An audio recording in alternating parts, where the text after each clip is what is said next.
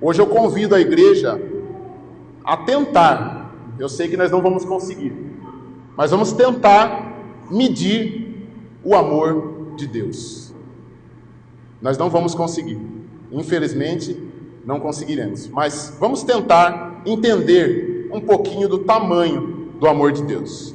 Efésios capítulo 3, versículo 17, diz assim a palavra do Senhor: para que Cristo habite pela fé nos vossos corações, a fim de, estando enraizados e fundados em amor, poderdes perfeitamente compreender com todos os santos qual seja a largura e o comprimento, e a altura e a profundidade, e conhecer o amor de Cristo, que excede todo o entendimento, para que sejais cheios de toda a plenitude de Deus. Oremos.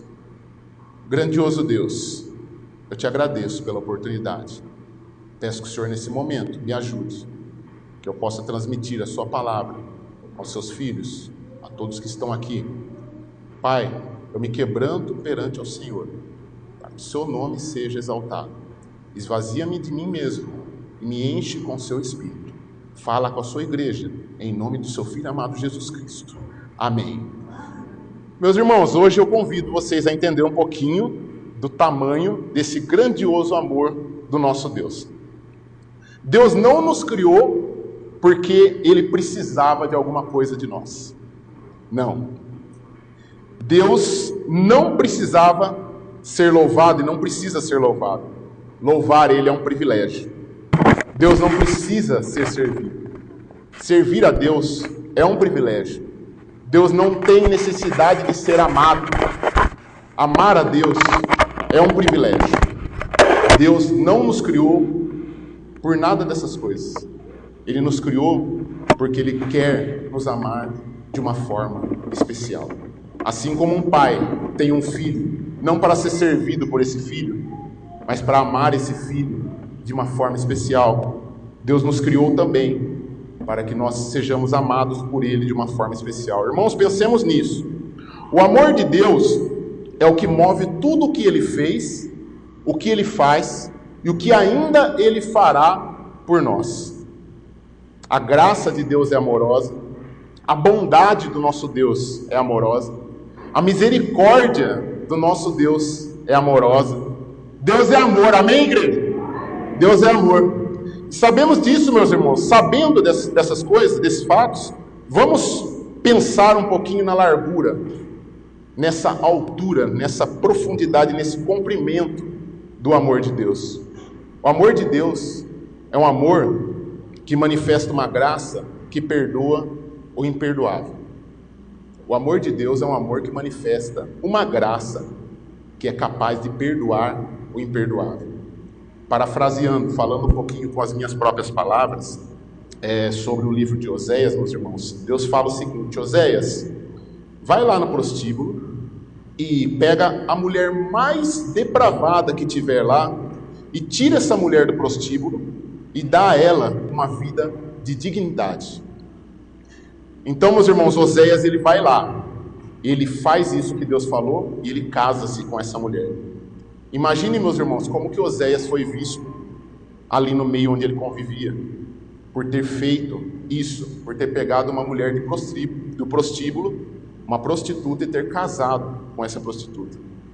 Imagina nos nossos tempos, como é visto uma pessoa que toma essa atitude. Meus irmãos, depois dessa mulher ter recebido a dignidade que nenhum outro homem daria para ela, essa mulher, ela vai e trai Oséias, e ela se enche de amantes, e ela trai Oséias publicamente. E Oséias, que já tinha sido mal visto, imagina agora como que estava a situação de Oséias. E Deus fala o que para Oséias? Oséias, vai lá e pega essa mulher de volta, traz ela de volta para sua casa, restaura a posição de esposa dessa mulher respeitada e reata a sua comunhão com a sua mulher.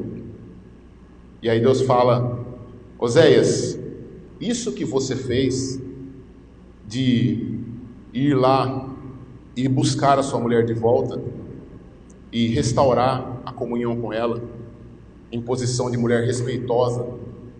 É isso que eu tenho feito pelo homem.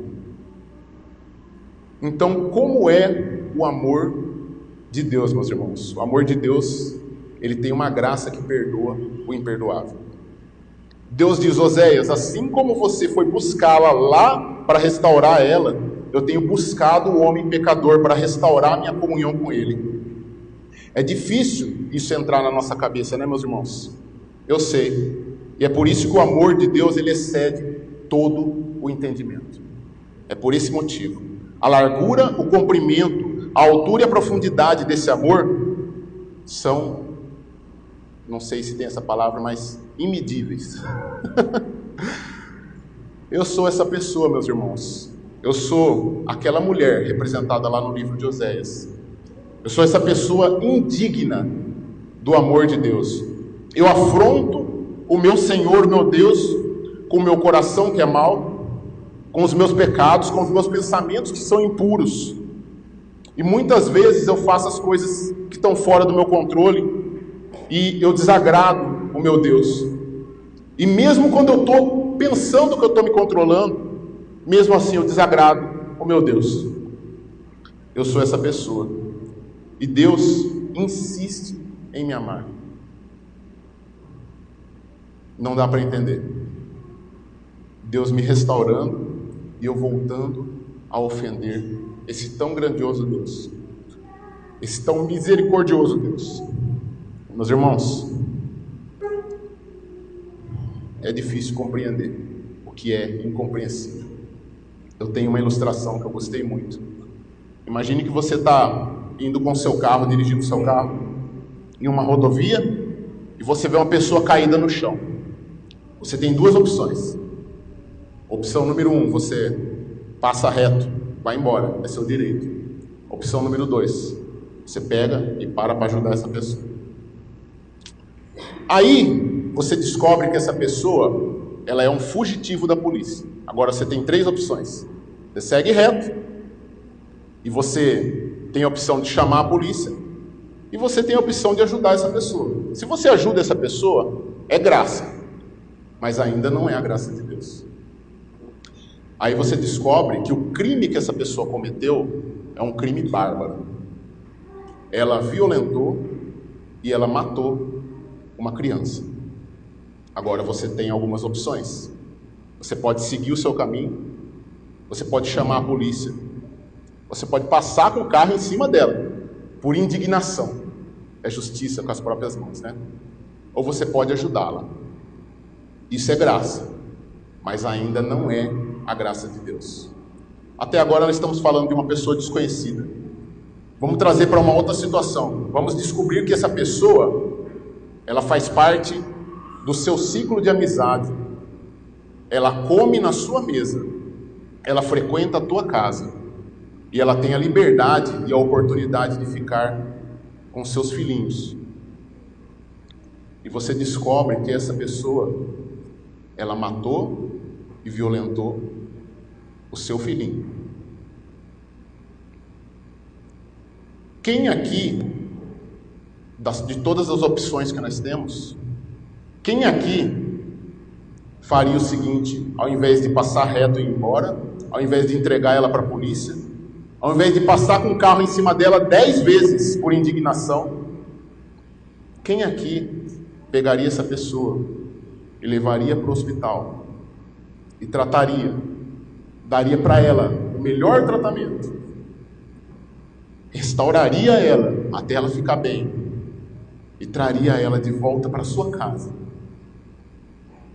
e restauraria a comunhão com ela, a ponto dela voltar a comer na sua mesa, a ponto dela voltar a frequentar a sua casa, a ponto dela voltar a ter a liberdade de ficar no seu ciclo familiar, como se nada tivesse acontecido, perdoando o imperdoável. Eu creio que ninguém aqui faria isso. Não tem ninguém que vai mentir e falar eu faria isso. Ninguém faria. Estamos começando a compreender um pouquinho de como é a graça e o amor do nosso Deus. Deus é ofendido e atacado pela nossa rebeldia, pela rebeldia do coração do homem. E mesmo assim, o nosso Deus, ele tem um amor imensurável, que se dispõe a perdoar o imperdoável através do sangue do seu Filho, Jesus Cristo. Então, meus irmãos, não sejamos dissolutos, não vamos dar qualquer valor para esse amor. Vamos valorizar esse tão grande amor, pois nós fomos comprados por bom preço e não somos mais de nós mesmos. Vamos ler juntos 1 Coríntios, capítulo 6, versículos 19 e 20. Convido a igreja a se colocar em pé para ler esses dois versículos. 1 Coríntios, capítulo 6, versículos 19 e 20. Perdão mais uma vez, pastor, pelo tempo que eu ultrapasso, mas vamos ler a palavra de Deus, todos juntos. Ou não sabeis que o vosso corpo é o templo do Espírito Santo, que habita em vós, proveniente de Deus, e que não sois de vós mesmos, porque fostes comprados por bom preço. Glorificai, pois, a Deus no vosso corpo e no vosso espírito, os quais pertencem a Deus. Amém. Obrigado, pastor.